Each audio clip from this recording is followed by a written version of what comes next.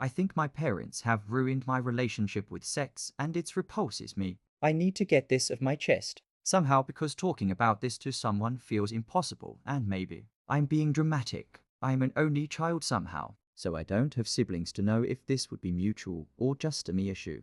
I, 25F, lived at home until 19.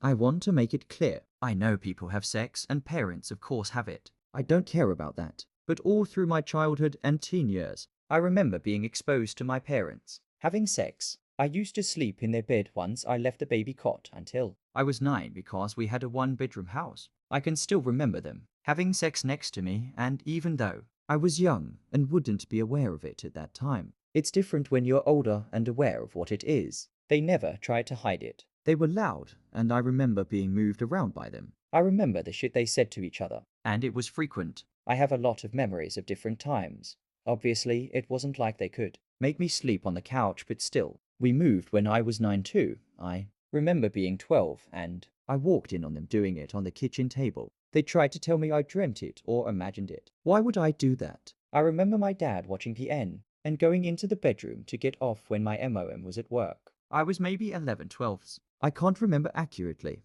I remember hearing them talk sexually and in detail about positions and ways to do it when they were in the dining room and I was in the sitting room, and they knew I was there as they had been talking to me there not long prior. We moved to a 2-bedroom house with the bedrooms adjoined. I heard them through the walls, and again they were never quiet. The older I got, the worse it seemed to get. I heard the headboard going, the bed.